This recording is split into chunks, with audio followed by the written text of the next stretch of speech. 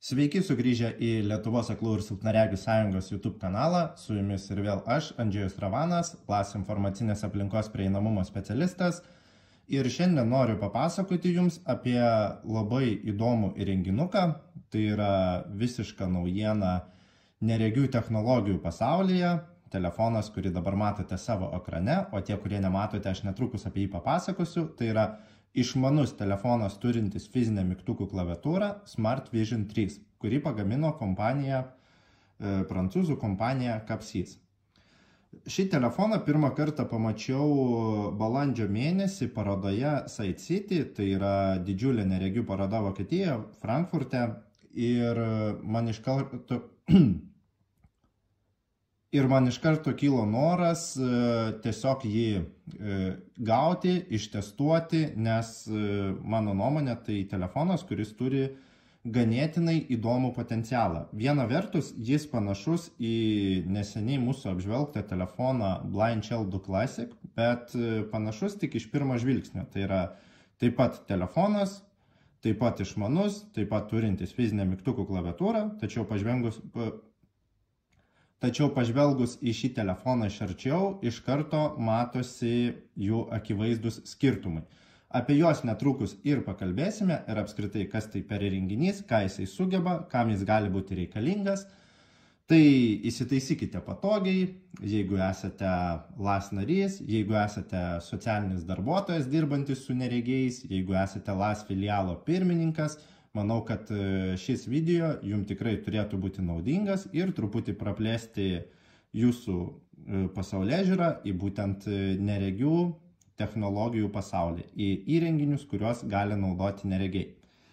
Tai prieš pradedant pasakoti telefono programinius niuansus, jo funkcijos ir ką jis sugeba, pradėkime nuo išvaizdos.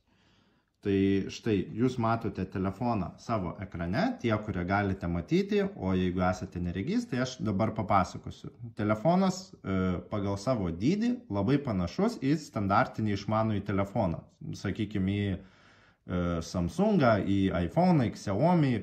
Už kai kuriuos jis bus truputį galbūt didesnis, už kai kuriuos truputį mažesnis, bet iš esmės jo dydis, kad įsivaizduotumėte, yra kaip standartinio išmanaus telefono. Savo priekyje išmanus telefonas turi visų pirma 3,5 colių jutiklinį liečiamą ekraną. Tai iš karto mums indikuoja apie didžiulį skirtumą su Blind Shell telefonu, nes Blind Shell telefonas jutiklinio ekrano neturi, jis turi tik fizinę mygtukų klaviatūrą. Tuomet žemiau yra išsidėstę fiziniai mygtukai, tai sakykime standartinis skaičių blokas, kurį mes žinome jau iš kitų įrenginių, iš senesnių įrenginių, tokių kaip Symbian operacinės sistemos pagrindų veikia telefonai, tas pats Blind Shell. Tai 9 skaičiai, 0 žvaigždutė, grotelės, žodžiu visiškai standartinė mygtukų klaviatūra. Virš skaitinių mygtukų mes turime telefono valdiklius. Tai jeigu žiūrėti iš kairės pusės, iš karto po ekrano apačioje yra mygtukas Home, toks pat mygtukas, kuris yra ir bet kuriame Androide. Tada dešiniausiai yra mygtukas Back. Tada po šiais dviem mygtukais yra dar 2 mygtukai, kuriuos aš konkrečiai labai neįvardinsiu, todėl kad jų funkcionalumas skiriasi priklausomai nuo situacijos. Ir per vidurį tarp šių 4 mygtukų yra mūsų valdymo navigaciniai mygtukai. Tai rodiklė aukštyn, rodiklė žemyn, rodiklė į kairę, rodiklė į dešinę ir per vidurį patvirtinimo mygtukas. Tai toks yra išdėstymas. Tuomet, ką mes dar galime pamatyti, tai viršutinėje ekrano dalyje mes galime netgi užčiuopti, jis yra tokiam įdubime, tai yra telefono garsiakalbis ir taip pat šis telefonas turi priekinę kamerą 5 megapikselių. Tuomet ant viršutinės telefono briaunos mes rasime įjungimo ir užrakinimo mygtuką, vienintelį dešinėje pusėje, ir standartinę ausinių jungtį. 3,5 standartinę ausinių jungtį. Tuomet ant kairės telefono briaunos yra Google Assistant mygtukas, apie kurį mes pakalbėsime vėliau, balso asistento iškvietimo mygtukas. ir garso didinimo ir mažinimo mygtukai. Į viršų garsą didinam, į apačią garsą mažinam. Ant apatinės telefono briaunos mes turime Type-C krovimo lizdą ir telefono garsiakalbį. Tuomet kairėje briaunoje pas mus atrodytų iš pirmo žvilgsnių nėra nieko, bet iš tiesų tai ant kairės briaunos mes turime microSIM ir SD kortelės stalčiuką, kuris išsitraukia, kaip ir šiuolaikinėse išmaniuose telefonuose, adatėlės pagalba. Adatėlę rasite komplekte, jeigu įsigysite šį įrenginį.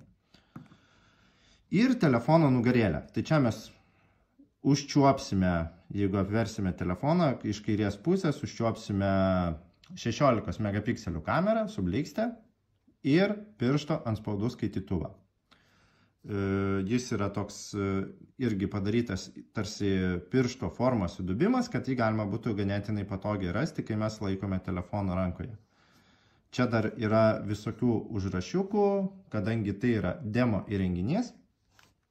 Ir aš kai šitą telefoną pirmą kartą pamačiau, aš tiesiog paprašiau Lietuvos aklų ir silpnaregių sąjungos, kad mes jį įsigytumėm.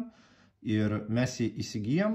Aš šį telefoną naudojau šiek tiek daugiau negu mėnesį laiko, tai vat, čia nėra tiesiog, kad aš gavau kažkur patestuoti ir jį jums paprasčiausiai demonstruoju.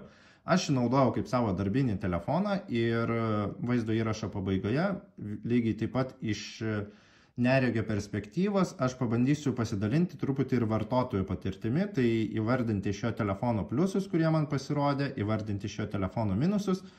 Ir kas liečia funkcijas, ką jis gali, ko su juo negalima padaryti ir tokius panašius su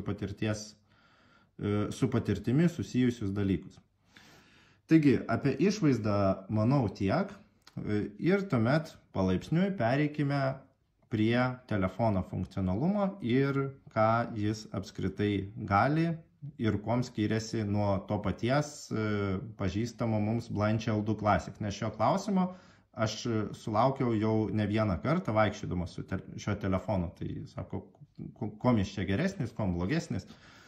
Dar tik paminėsiu, kad šis telefonas nėra ardomas. Na, tai yra, jį gali išardyti, sakykime, ten serviso specialistas, bet jis neturi dangtelio, po kurio mes galime išsiimti bateriją. Tai vėlgi yra šiuolaikinio išmaniojo telefono form faktorius, kai telefonas yra vientisas ir jokie dangteliai pas jį neatsidaro, išskyrus šitą stalčiuką įdėti SIM korteliai arba micro SD korteliai.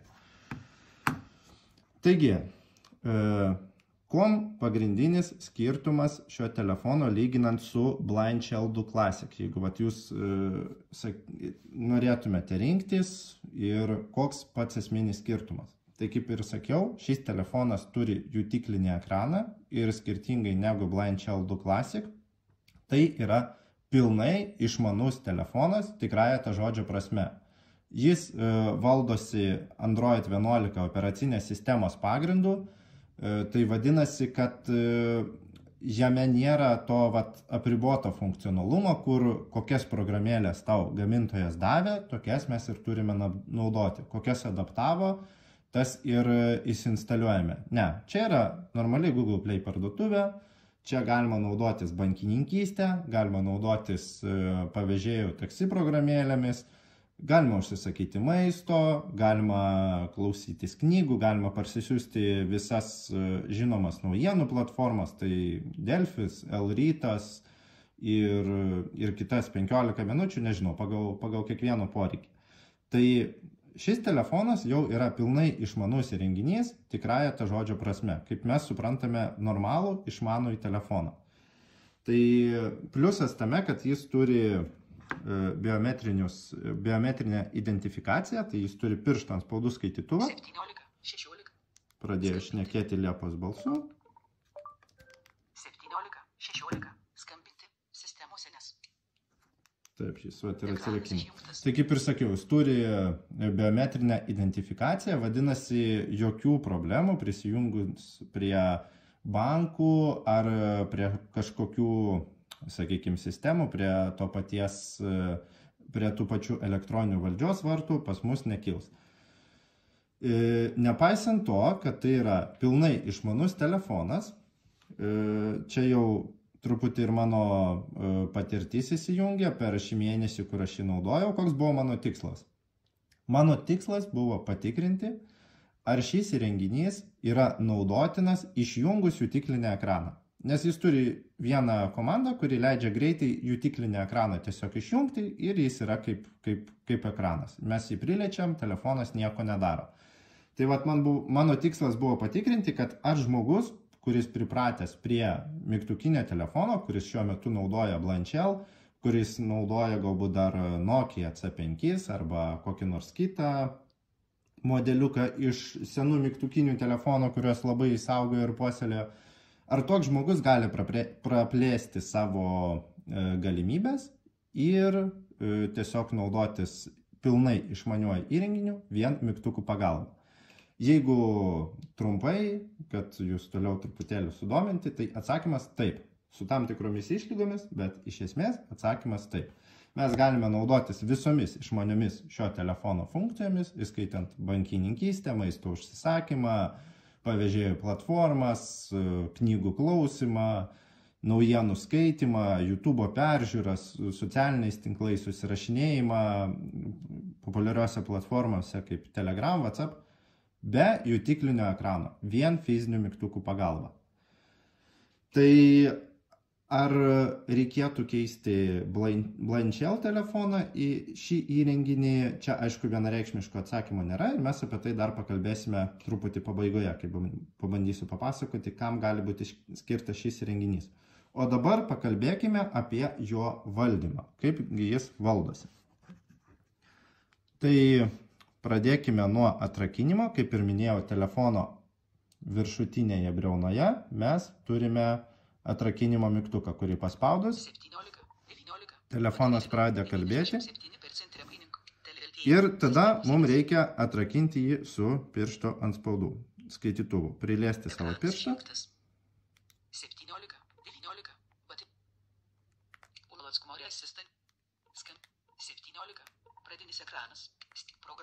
Štai, telefonas atsirakina ir tuomet kaip dabar vyksta jo valdymas. Jūs girdite, kad Kontaktai, programos, kontaktai, gal reiktų truputėlį pagarsinti. padidinti, telefonas, kontaktai, nustatytas pritaikymas neįgaliesiems garsumas 71%. Jūs girdite, kad kalba telefonas Liepos balsu, tai aš jį, kai išsipakavau, tiesiog nuėjau Play parduotuvę, parsisiunčiau Liepos balsą, susidegiau ir viskas. Telefonas pradėjo kalbėti įprastu lietuvišku išmaniojo telefono balsu. Tai, kaip ir minėjau, visos tos pačios funkcijos, kurias turi išmanus telefonas, labai lengvai pasiekiamos ir šiame įrenginyje. Pradėkime nuo navigacijos po patį telefoną ir apskritai po programėlės ir internetą.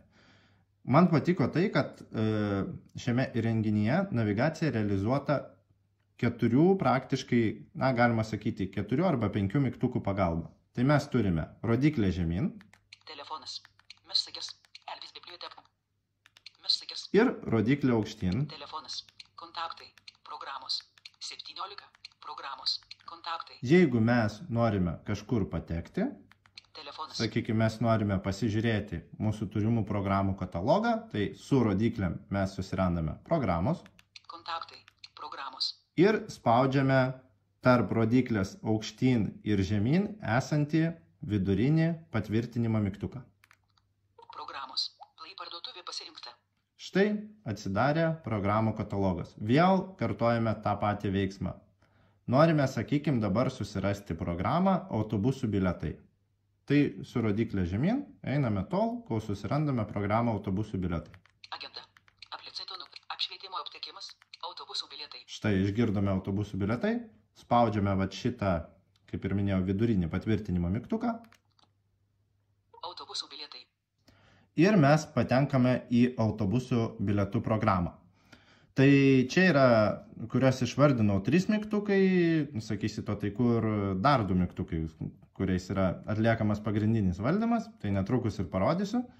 Vėlgi, autobusų bilietų programoje lygiai taip pat mes su rodikliam vaikštom. Etiketės, iš Vilnius Klaipėda 3 taškas, Į Didžiolį Kaunas Palangai 3 taškas. Išvykimo data ir laikas. Jeigu mes norime pasirinkti, sakykime, jeigu norime įvesti miestą, iš kurio norime vykti, Į Didžiolį iš Vilnius Klaipėda 3 atsistojam taškas. ant iš ir spaudžiame patvirtinimo mygtuką. Tada suvedame miestą, spaudžiam jau patvirtinimo mygtuką, bet čia jau programos valdymo niuansai. Pašnekėkim dar apie bendrąjį valdymą. Tai, kad išeiti iš šios programos, mums reikalingas mygtukas Home, kuris sugrąžins mus į pagrindinį įrenginio ekraną. Kaunas Palangai 3 taškas. Mygtukas Home randasi pačioje viršutinėje eilutėje, kairėje pusėje. Tai yra tas mygtukas, kuris arčiausiai ekrano iš kairės pusės. Štai regintiems, jeigu norėsite parodyti neregiam, tai yra štai šitas mygtukas, ant kurio dabar yra mano dešinės rankos nykštys. Spaudžiame Home. Pradinis ekranas. Programos. Ir vėl patenkame į pagrindinį ekraną. Gali atsitikti taip, kad mums reikės ne patekti į pagrindinį ekraną, o mes norėsime sugrįžti vienu žingsniu atgal. Pavyzdžiui, Kontaktai. Telefonas. mes atsidarome telefonas, Kontaktai pasirinkti mėgstamiausia. Skambučiais rinkti numerį. pasirenkame rinkti numerį Įveskite telefono numerį. ir tuomet sugalvojame, kad numerį, kurį mes norime surinkti, mes jau turim savo adresų knygoje. Vadinasi, mums reikia išeiti nebe į pagrindinį ekraną, o tik į telefono meniu vienu žingsniu atgal. Tuomet mes naudojame ne kairėje pusėje esantį mygtuką Home, o dešinėje pusėje esantį mygtuką Back. Spaudžiame ant jo, tai yra taip pat arčiausiai ekrano esantis mygtukas, tik jau nebe iš kairės, o iš dešinės pusės. Kontaktai pasirinkta. Ir štai, mes grįžome vienu žingsniu atgal, esame pagrindinėme telefono programos meniu. Jeigu jūs šitą mygtuką paspausite, būdami kažkokioje programoje, sakykime, tose pačiose autobusų bilietuose, tai jis jau jūsų į programų katalogą nebegrąžins, kadangi tam reikia uždaryti programą. Programą uždaro, o net neuždaro, o suskleidžia į neseniai aplankytas programas tik mygtukas Home. Todėl Pradinis ekranas. mums iš Telefonas. kažkokios programos mygtukas Back gali neveikti. Tai jeigu jis neveikia ir jeigu mes kažkur pasiklydome, visą laiką yra kairėje pusėje viršuje patogus mygtukas Home, kuris iš bet kurios telefono vietos, ar mes būtumėm naršyklėje atsidarę 53 puslapį, ar mes būtumėm jau YouTube programėlėje peržiūrėję 20 vaizdo įrašų, vienas mygtuko Home paspaudimas visą laiką mus grąžina į tą pačią vietą. Į pagrindinį telefono ekraną, kuris mums yra pažįstamas ir iš kurio mums paprasčiau susiorientuoti ir susigaudyti. Tai štai, rezimuojant, 5 pagrindiniai telefono valdymo mygtukai. Rodiklė žemyn, Messages. rodiklė aukštyn, patvirtinimo mygtukas, Telefonas. Kontaktai pasirinkta. mygtukas Ieškoti adres. Back Kontaktai pasirinkta. ir, norint patekti į pagrindinį ekraną, mygtukas Home. Pradinis ekranas. Telefonas. Dabar pakalbėkime, kam reikalingi kiti mygtukai ir ką jie gali suteikti šiam įrenginiui. Tai Messages. pradėkime nuo Telefonas. trinimo mygtuko. Tai yra mygtukas, kuris yra po mygtuku Back. Jis yra antroje eilutėje iš dešinės pusės. Pirmas yra Back, antras yra trinimo mygtukas. Jis turi vieną vienintelę funkciją, tai pašalinti kokį nors tekstinį arba skaitinį turinį. Tai Messages. Telefonas. jeigu mes, sakykime, užeiname į telefonas, Skambučiai rinkti numerį. rinkti numerį, Įveskite telefono numerį. parašom kažkokius skaičius, su mygtuku trinti, įvardinkim jį taip, mes triname jau savo parašytus skaičius. 8 ištrimta. Ir aš jį galiu spaudinėti daugybę kartų. Štai, aš vėl viską ištryniau, bet man nenušoka niekur telefono kursorius. Jis lieka tame pačiame telefono įvedimo lauke, nes šis mygtukas atlieka vieną vienintelę funkciją. Jis tiesiog trina tekstinį arba skaitmeninį, arba atsiprašau, skaitinį turinį. Taip. Kontaktai pasirinkta. Lygiai tas pats Pradinis yra ekranas. Messages. Elvis biblioteka. Messages. su teksto įrašymo. Mes atsidarome kontaktus. Kontaktai. Atidarytume. Ieškokite. Spaudžiame ieškoti. Kontaktų redaguojama. Pasirinkta. Ieškokite kontaktų. Įrašome.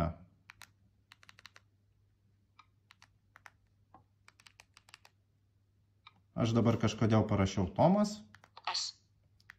Pas mane tokių rezultatų, aišku, neras.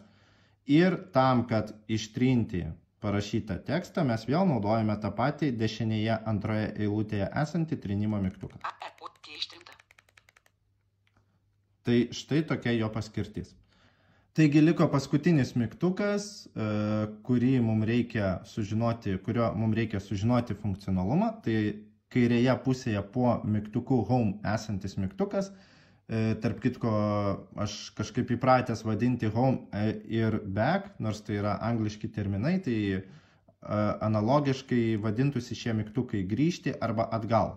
Lietuviškame telefono interfeise greičiausiai jie taip ir vadinsis. Tai mygtukas grįžti, kuris grįžta į patį pagrindinį ekraną, kuris yra mygtukas Home, ir mygtukas atgal, kuris sugrąžina mus vienu žingsniu atgal. Paskutinis mygtukas yra papildomų parametrų mygtukas. Tai jį paspaudę pagrindinėme ekrane. 17. Telefonas. Mes štai gausime tokį Quick Settings langą, kuriame yra tam tikri pasirinkimai. Notifications, tai yra pranešimai. Šioje vietoje mes galime rasti visus pranešimus, kurie mums atėjo iš įvairių programėlių, praleistus skambučius, praleistas žinutes, tai yra gautas žinutes ir panašiai. Recent Applications, tai čia neseniai atidarytos programos. Jeigu mes paspausime ant šito. 17.30 naujausios programos. Sistemų updates, aplikacijų updates. Mes matysime štai žinutės, kontaktai, programas, kurias mes neseniai buvome atidarę. Tuomet grįžtame atgal. Tuomet čia greitai galima patekti į nustatymus, į punktą Capsys Accessibility, Talkback Accessibility ir štai, čia paskutinis yra punktas.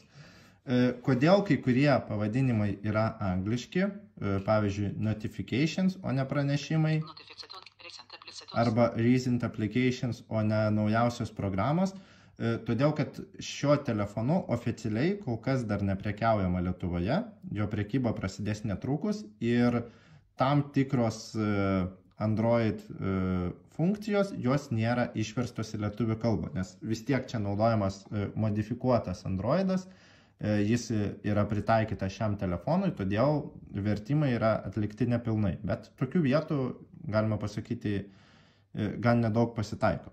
Tačiau nenukrypkime nuo temos, tai išsiaiškinome visų priekinių mygtukų paskirtį. 17.35 programos. Ir tuomet, ką reiškia kiti mygtukai. Tai užrakinimo mygtukas, su juo tikriausiai viskas aišku, jis arba užrakina klaviatūrą. Ekranas išjungtas. Arba atrakina mūsų telefoną. Mes jį turime paspausti,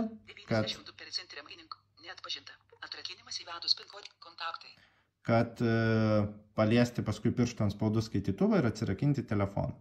Tuomet dešinėje pusėje balso asistento mygtukas, kaip ir sakiau, prie kurio mes netrukus apsistosime, ir garso didinimo ir mažinimo mygtukai. Tai su jais viskas aišku. Spaudžiame žemyn. Mes mažiname telefono garsą,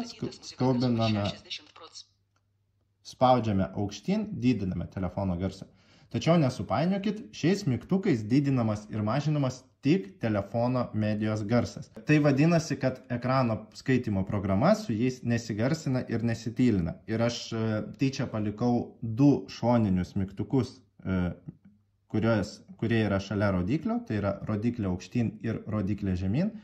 Ir taip pat yra rodiklė į kairę ir rodiklė į dešinę. Štai regintis dabar mato, jeigu jūs nematote, tai nuo patvirtinimo mygtuko, nuo kvadratinio mygtuko esančio centre, mes turime rodiklytę į kairę ir rodiklytę į dešinę. Su šiomis rodiklėmis mes programos. nustatinėjame ekrano skaitimo programos TalkBack valdiklius. Tai jeigu mes vieną kartą paspausime šį mygtuką, Sumažinti. Padidinti.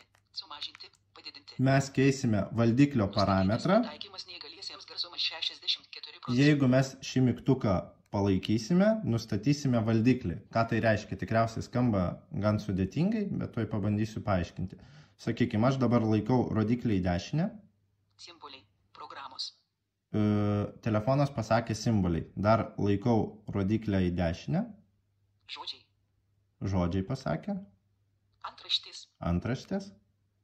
Kalbėjimo sparta. Kalbėjimo sparta. Tai yra valdikliai, kuriuos mes galime pasirinkti, kad greičiau naršyti telefone arba kad keisti tam tikrus parametrus. Pavyzdžiui, aš dabar pasirinkau kalbėjimo sparta ir jeigu aš spaudžiu rodiklę į dešinę, nebelaikau, o vieną kartą trumpai spusteliu. Kalbėjimo sparta 161%. Kalbėjimo sparta 146%. Kalbėjimo sparta 133%. Aš mažinu telefono kalbėjimo greitį. Jeigu spaudžiu rodiklį į kairę, Kalbėjimo sparta 285%. aš didinu telefono kalbėjimo greitį. Kalbėjimo sparta 170%. Tuomet, sakykim, Kontaktai. Telefonas. neišgirdau, ką pasakė ekrano skaitimo programa ir noriu ant dabar esančio elemento, noriu jį perskaityti po vieną simbolį. Tuomet su šitomis rodiklėmis Slėpti ekraną. susirandu Veikogumo garsumas. Simboliai. simboliai Telefonas. ir tuomet vėl spausdamas rodiklį į dešinę, T, E, L, E, F, O, N, A, S. galiu paskaityti elementą po simbolį. Tas pats taikome ir tekste, sakykime, jeigu tekste yra kažkoks angliškas arba nesuprantamas žodis, mes jį galime paskaityti po simbolį, po žodį, galime skaityti po eilutę, kokias funkcijas uždėti ant šių dviejų mygtukų, mes galime rasti ekrano skaitimo programos nustatymuose. Tai tos funkcijos gali keistis. Galime, sakykime, čia keisti kalbas iš angliško sintezatoriaus į lietuvišką sintezatorių ir atvirkščiai. S, A, N, O, F, E, L, E.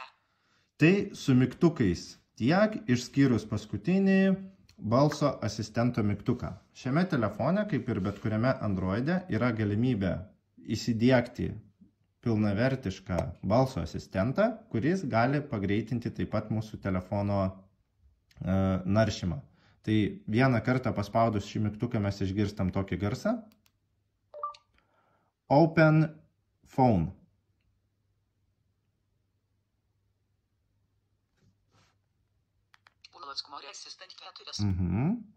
Open phone.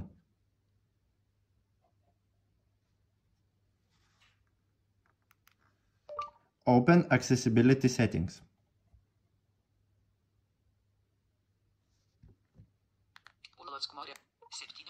Taip. Matom, kad nesuveikia. Pabandom dar kartą. Open settings.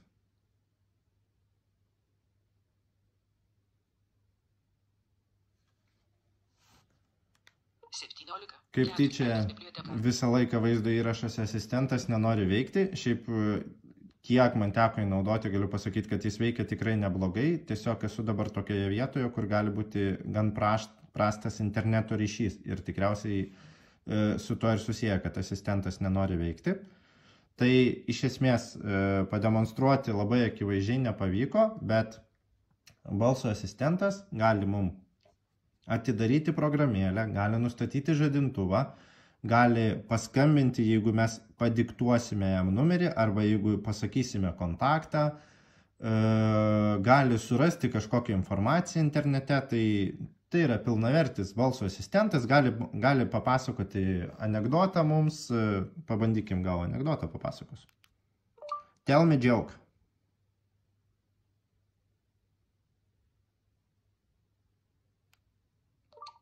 Tell me joke. Nenusiteikia šiandien asistentas su mumis bendrauti, bet sakau, beveik esu garantuotas, kad problema mano interneto ryšy, nes įprastai, kiek man teko jį testuoti, o su asistentu aš pasidarau pakankamai daug dalykų, tai visą laiką jis veikia neblogai. nei geriau, nei blogiau negu kitose išmaniuose įrenginiuose. Tačiau šis mygtukas balso asistento turi dar vieną labai patogią funkciją. 17. Pažiūrėkime tik tai, ar jinai suveiks. Programos. Kontaktai. Sakykim, mes atsidarome kontaktai Ieškokite kontaktų. Ieškokite kontaktų. Ir Kontaktų sąrašas. Ieškokite kontaktų. teksto redaguojama. įvedimo lauke mes galime pasirinkti arba rašyti tekstą su klaviatūra, tai sakykim, Tie redaguojama ieškokite kontaktų. Pasirinkta. parašiau tas pats Tomas, arba mes ištriname tekstą ir galime paspaudę balso asistento mygtuką Tomas. Tomas lauko pabaiga. Štai, įvedimas balsų suveikė akimirksniu. Telefon. Kontakt. Telefonas. Pabandykime. Telefonas. Kontaktai pasirinkta. Mėgstamiausia. Kontaktai. Nustatymą. Mėgstamiausia. Skambučių istorija. Pradinis. Kontaktai. Kontaktų sąrašas. Ieškokite kontaktų. Ieškokite kontaktų. Nors kontaktų paieškos laukas tam ir neskirtas, pabandykime įdiktuoti ilgesnį tekstą. Sveiki, mes darome balso įrašą ir norime patikrinti, kaip veikia įvedimo balsų funkcija.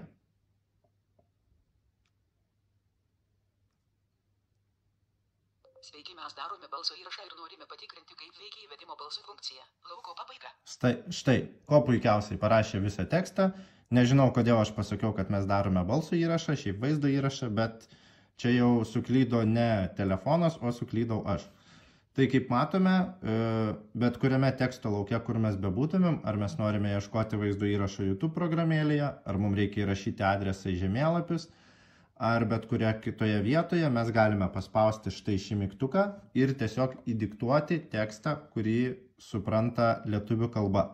Asistentasgi, kaip pastebėjote, aš bandžiau asistentą kreiptis anglų kalba, jis veikia rusų kalba taip pat, bet lietuvių kalba asistentas nekalba ir lietuviškų užklausų jis nesupranta. Tai čia tik asmenims, kurie moka anglų, rusų, vokiečių arba kitas populiarias kalbas.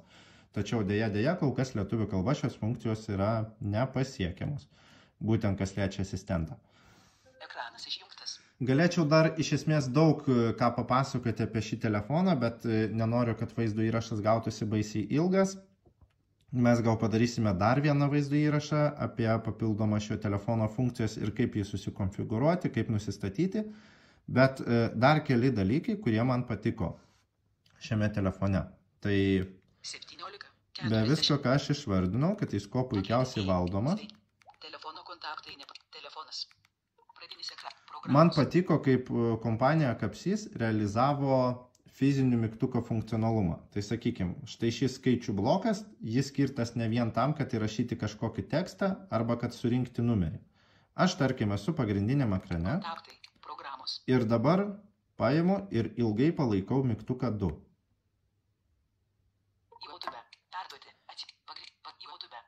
Ir man atsidarė YouTube programėlė. Dabar grįžtu į pagrindinį ekraną. Pradinis ekranas. Ir ilgai palaikau mygtuką 3. Ir štai buvo pradėtas rinkti telefono numeris. Ką aš norėjau tom pasakyti, kad kiekvienas iš šių mygtukų nuo vieneto iki 0, išskyrus žvaigždutę ir groteles, jam galima priskirti tam tikrą funkcionalumą. Tai mes galime arba ant šio mygtuko priskirti kokią nors programą, kurią mes norime atidaryti, arba priskirti greitojo rinkimo klavišą. Tai kokį nors iš savo kontaktų sąrašo numerį, kuriam mes palaikę mygtuką, galime labai greitai paskambinti. Pavyzdžiui, pas mane nėra priskirtas 5, aš palaikau 5. Ir telefonas klausia, ką aš noriu daryti. Klausia angliškai, tai dar viena vieta, kur yra neišverstas telefono interfeisas. Aš spaudžiu paleisti aplikaciją.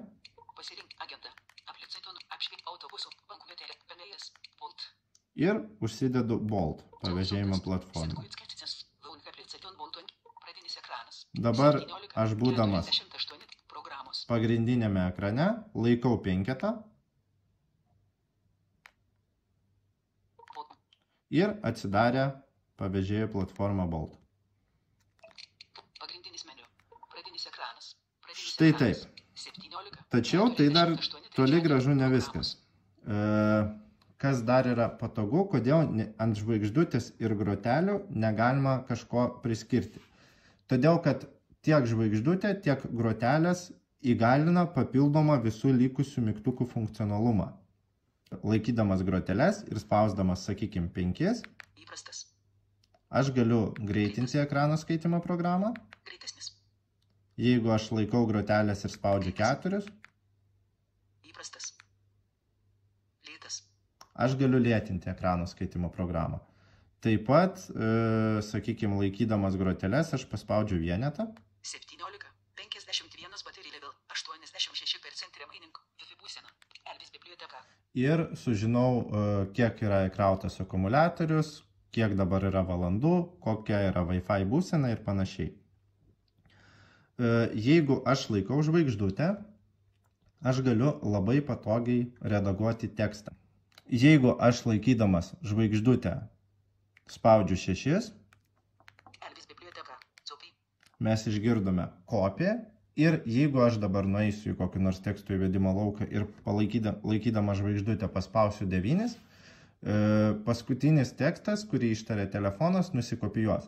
Tai ką tai reiškia? Vadinasi, kad mums, sakykime, atėjo žinutė ir ten yra patvirtinimo kodas, kurį reikia įvesti į kokį nors lauką. Mes tiesiog galime labai patogiai nusikopijuoti ir įsiklijuoti tą tekstą ten, kur mums reikia. Patogu yra ir tai, kad visi šie valdikliai, tai, sakykime, tiek visos funkcijos, kurios yra ant grotelių, pavyzdžiui, mes galime vieną greitą komandą įjungti Jutiklinis ekranas įjungtas. jutiklinį ekraną Pro. Kontaktai. ir galime jį išjungti. Jutiklinis ekranas yra išjungtas. Štai dabar liečiame ekraną ir nieks nevyksta. Visi šie dalykai yra konfigūruojami, tai jūs galite pasidaryti savo patogiai taip, kaip jums tinka, taip, kaip patinka, ant kurio mygtuko kas patogu, kurį mygtuką palaikius kokia programėlė atsidarys, kas atsitiks, jeigu laikyti groteles ir spausti 6, arba kas atsitiks, jeigu laikyti groteles ir spausti 9. Žinoma, ten yra tam tikro apribojimų, yra sąrašas, iš kurio galima rinktis, bet jis pakankamai platus ir galima patogiai savo mygtukus visus susikonfigūruoti. Kur tai padaryti, aš iš karto greitai parodysiu, tai mums reikia papildomo meniu mygtuko, kuris yra kairėje pusėje antras mygtukas. Quick settings. Quick settings pasirinkta. Ir patekę į Quick Settings, mums reikia Recent nustatymai. susirasti Capsys Accessibility. Kontaktai. Naržytė aukštyn. Štai visi šie nustatymai yra šioje skiltyje. Čia viskas pakankamai paprasta, tiesiog reikia skaityti. Galėčiau parodyti dabar, kaip tai pasidaro, bet tai pakankamai užtruks laiko, o norisi šį bei tą dar papasakoti apie šį telefoną. Tai jeigu bus poreikis, parašykite komentarą, galite parašyti man elektroniniu paštu, mes sukursime atskirą vaizdo įrašą apie papildomą šio telefono konfigūravimą. Pradinis ekranas. Messages. Tai su mygtukų funkcionalumu tiek. Dabar apie šiek tiek vartotojo patirtį. Tai kaip ir sakiau, aš su šiuo telefonu vaikščiojau maždaug mėnesį laiko, truputėlį daugiau. Ir kaip ir minėjau, mes pilnai galime pat šitų 5 mygtukų pagalba, tai aukštyn žemyn patvirtinimas ir netgi nereikia mygtuko back, užtenka ir mygtuko home, naudotis visomis išmaniojo telefono funkcijomis. Vadinasi, mes galime išsikviesti Bolt pavėžėją, mes galime skaityti, štai pas mane, jeigu matote ant pagrindinio ekrano, yra Elvis biblioteka, tai čia mes galime atsidaryti ir pasiskaityti knygas. Galime prisijungti prie savo bankininkystės, susirašinėti, žodžiu, sąrašas labai ilgas, galime naudotis visomis išmaniojo telefono funkcijomis. Iš esmės, jis veikia pakankamai greitai. Žinoma, Apple įrenginys arba premium klasės, koks nors Samsung, Android įrenginys, jis veiks gerokai greičiau. Štai. Aš greitai bandau spaudinėti. Ir, na, aišku, jeigu aš spaudinėsiu mygtukus, greičiau tikėtina, kad ekrano skaitimo programa nutils. Bet jo greitaveikė yra pakankama. Sakykim taip, buitinėmis sąlygomis, kasdieninėmis sąlygomis, jo lėtumas, kiek jis yra lėtesnis už kitus išmaniuosius įrenginius, jis tiesiog neerzina. Tai yra normalus pakankamai telefonas, kuriuo įmanoma ir galima naudotis. Kokius jis turi minusus? O tokių savaime suprantama, kad yra ir reikėtų pakalbėti ir apie juos. Tai ką aš pastebėjau, dalykas, kuris mane truputuką erzino visą mėnesį, tai pirštų antspaudų skaitytuvas. Jį lengva susirasti, viskas su juo yra gerai, bent jau mano rankai jį pasiekti yra patogu. Telefonas. Ekranas išjungtas. 17:59. Bet štai. Man nesunkiai pavyko. O, šį kartą atsirakino. Ką aš norėjau parodyti, kad pirštų atspaudų skaitytuvas yra ne pačios geriausios kokybės ir tikrai pasitaiko bent kartą į dieną situacija, kai jis tiesiog tavo piršto net pažįsta ir tuomet reikia vesti jau skaitmeninį kodą. Tai jeigu tai būtų kartą į 2 savaitės arba kartą į savaitę, aš galbūt net kreipčiau dėmesį, bet na, tai yra nedidelė problema ir jį truputėlį erzina.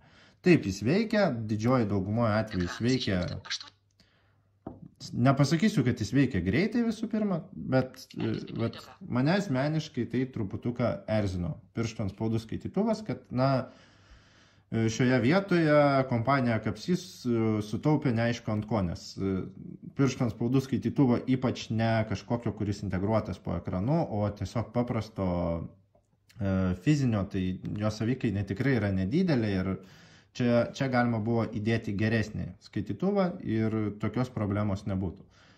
Su tuo galima gyventi, bet laiks nuo laiko mane, sakykime, jo toks nelabai geras veikimas erzindavo. Kitas dalykas - tai telefono baterija. Pasižiūrėkim, kiek liko dabar. Prieš įrašant šį įrašą buvo 99%.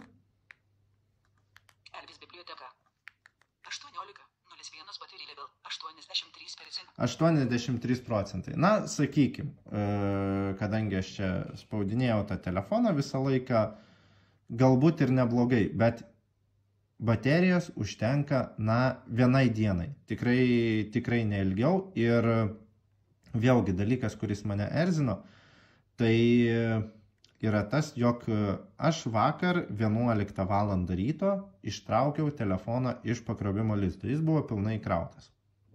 Jo nesinaudojau visą dieną ir šiandien 8 val. Ryto patikrinau baterijos lygį. Buvo likę 38%. Tai telefonas yra neoptimizuotas, nes ramioj būsenoj, kur paprastas Androidas suvalgytų, na nežinau, iki 10% tikrai nedaugiau. Gal net ir mažiau savo baterijos, kai telefono visiškai nesinaudojama. Šis telefonas eikvoja bateriją taip pat praktiškai kaip jeigu jo būtų skambinama, rašoma žinutės ar šiek tiek naršomas internetas, tai greičiausiai įmanoma sutvarkyti programiškai, reikės parašyti kompanijai Kapsys, gal jie jau šitą problemą žino ir sprendžia, nes telefono techninės specifikacijos čia yra 4 GB operatyviosios atminties, 64 GB pastovios atminties. Jo procesoriaus modelio aš net neįvardinsiu, bet jis yra pakankamai senas ir tuo metu, kai jis buvo išleistas 2019 metais, tai tikrai nebuvo pats pažangiausias procesorius. Tai veikti jis veikia, su savo užduotimis susitvarko, bet kodėl jis taip ryja telefono bateriją, aš nuoširdžiai nesuprantu, nes, neturėtų tai būti. Tai iš esmės 2 pagrindiniai minusai, kurie man kliūva per visą naudojamės laikotarpį, kad jeigu tu po 2 dienų pasiimsi telefoną, sakykime, jeigu jis pas mane buvo naudojamas kaip darbinis, penktadienį ten likus kažkur 70% darbo dienos pabaigoje aš jį padedu į stalčių, pirmadienį išsitraukiu, aš žinau, kad telefonas bus išsikrovęs. Su paprastu Androidu, su iOS įrenginiu, Apple įrenginiu taip tikrai neatsitiktų. Tai bet bent jau džiugina tai, kai aš pastebėjau šito niuansą, tai pagalvojau, kaipgi telefonas turėtų per porą valandų išsikrauti, jeigu jo labai aktyviai naudotis. Bet ne, to neatsitinka. Jeigu mes naudojamės įprastai, naršome internete, klausomės muzikos, pasižiūrim kokį nors vaizdo įrašą, dienos pabaigoje mes turime 30%, 25%, tai telefonas net nebūna dar pilnai išsikrovęs. Todėl ir sakau, kad matyt programiškai yra paliktos kažkokios klaidos, kur telefonas daro kažkokius procesus net būdamas ramybės būsenoje ir todėl taip greit išsikrauna. Ir to neturėtų būti. Tai iš esmės tai yra du pagrindiniai šio įrenginio minusai. Ir kamgi jis gali būti skirtas? Ar tai yra telefonas, kuris pakeis Blanchell 2 Classic? Iš esmės, aš tai taip nemanyčiau, bet vėlgi tai dabar yra mano subjektyvi nuomonė. Šie įrenginiai turi truputį skirtingas nišas. Tai Blanchell 2 Classic reikalingas tiem žmonėm, kurie nori tiesiog mygtukinio telefono ir kurie nenori per daug išmanių funkcijų. Yra ir Blanchell be išmanių funkcijų, bet jis yra tokios kokybės, kad aš vis tiek visiems rekomenduoju Blanchell 2 Classic, kur turi interneto ryšį ir turi papildomą funkcionalumą.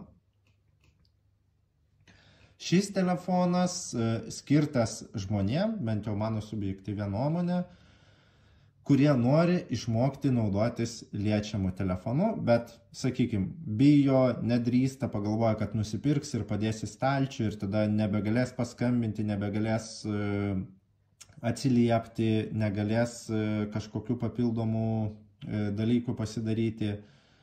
Tai šis telefonas tiems, kurie yra ant ribos tarp išmanaus ir mygtukinio telefono ir jie gali pilnai įsijungti jutiklinį ekraną ir kai nereikia kažkam svarbiai skambinti, kai jie turi laisvą laiko, tiesiog praktikuotis, kaip naudotis liečiamu ekranu.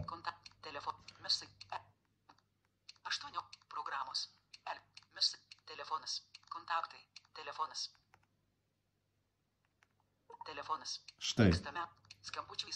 Kaip matote, aš dabar naudojuos lietikliniu ekranu. Jis veikia pakankamai greitai.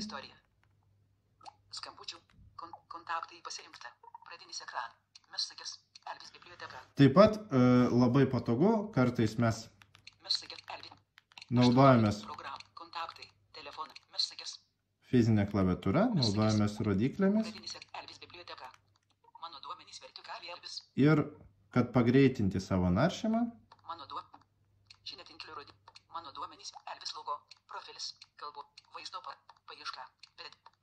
mes galime tiesiog pasinaudoti papildomai jutikliniu ekranu.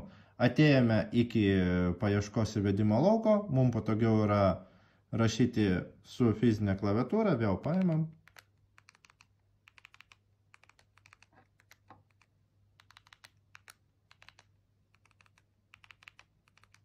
Ir rašom fizinę klaviatūrą. Taigi šis įrenginys žmonėm, kurie tiesiog neapsisprendžia, ar jiems pereiti prie išmanio liečiamo telefono ar nepereiti. Tai šis telefonas tikrai gali padėti apsispręsti. Antra vertus, galbūt yra žmonių, kurie nori naudotis išmaniomis funkcijomis, bet jiem tai patogiau daryti su mygtukais. Tai gali būti taip pat ir be regos kažkokios papildomos negalios, kurios, sakykime, neleidžia naudotis liečiamo ekranu. Tarkim, būna situacija, kad pas žmogų dėl tam tikrų ypatybių dreba rankos. Ir liečiamo ekranu jam nepatogu naudotis su ekrano skaitimo programa, nes ten labai daug prisispaudžia kažko, tai jam su mygtukais yra patogiau, jis tada gali naudoti šį įrenginį.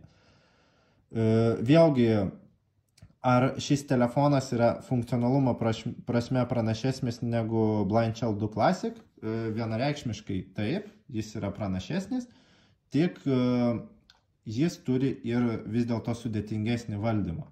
Blind Shell 2 Classic yra labai paprastas ir jis vis tiek savo žmonių kategoriją atras ir manau, kad išlaikys, nes ten yra 4 mygtukai, kuriais mes galime pasidaryti viską. Čia, jeigu mes norime naudoti išmanias funkcijas, vis tiek čia reikės daugiau, sakykime, pasižaidimo, reikės daugiau mokintis, nepaisant to, kad šis telefonas, kaip ir minėjau, irgi valdomas 4-5 mygtukais, jeigu mes kalbam apie pagrindinės funkcijas, bet jame yra naudojamas išorinių gamintojų programėlės ir jos nėra adaptuotos prie telefono aplinkos, skirtingai negu Blind Shell. Visos programėlės, kurios yra Blind Shell telefone, jos yra adaptuotos ir labai gerai veikiančios. Tai net jeigu mes atsidarome aplikaciją, mes ten joje tikrai nepasiklysime, tai būtų labai sudėtinga. Šiame telefone mes galime išvysti programėlėse ir įvairiausių reklamų, ir rasti mygtukus, kurie mums nepasispaudžia ir mes tiesiog galvosime, kad mes nemokame jų paspausti. Žodžiu, gali būti labai daug įvairių situacijų. Tai, sakykime, man atrodo, kad tiek Blind Shell, tiek šis įrenginys Lietuvoje atras savo naudotoją, savo vartotoją ir labai gerai, kad galimybės ir pasirinkimas plečiasi. Tai yra geras įrenginys su plačiu funkcionalumu ir tikrai manau, kad vertas dėmesio. Ar jis reikalingas jums, ar jis reikalingas jūsų klientui, sakykime, jeigu jūs dirbate su neregiu, tai atsakymą sužinoti gan paprasta, reikia tiesiog jum jo paklausti, arba jeigu jūs pats esate neregys, na tai tuomet tai yra jūsų apsisprendimo laisvė. Jeigu jūs svarstote pirkti liečiamą telefoną, bet nežinote, ar sugebėsite jo naudotis, ar jis jūsų neerzins, ar jūs gebėsite išmokti išmaniojo telefono būtent gestus liečiamo ekrano, tai šis telefonas galėtų būti neblogas tarpinis variantas, kuris tikrai neerzins ir nestriks, kaip kad buvo su, sakykime, tam tikrais LG telefono modeliais, kur liečiamas ekranas buvo, bet praktiškai jis buvo nenaudotinas. Šiame telefone jis naudotinas, jis normalus. Aš tyčia šiandien nepasakojau apie šio telefono liečiamo ekrano funkcijos, nes tuomet vaizdo įrašas gautųsi labai ilgas, todėl kitame vaizdo įraše mes pakalbėsime tiek apie įprasto Androido, tiek būtent apie šio telefono ekrano gestus. Tad prenumeruokite mūsų YouTube kanalą, spauskite patinka, jeigu vaizdo įrašas jums patiko, jeigu turite kažkokių pastabų, jeigu turite pasiūlymų, turite prašymų, galite juos palikti komentaruose, taip pat galite rasti mano kontaktus Lietuvos aklųjų ir silpnaregių sąjungos interneto svetainėje www.lass.lt. Tad, jeigu kyla klausimų, pastabų, pasiūlymų, visuomet kreipkitės. Na, o dabar ačiū, kad turėjote kantrybės ir peržiūrėjote šį vaizdo įrašą. Susitiksime visai netrukus. Iki.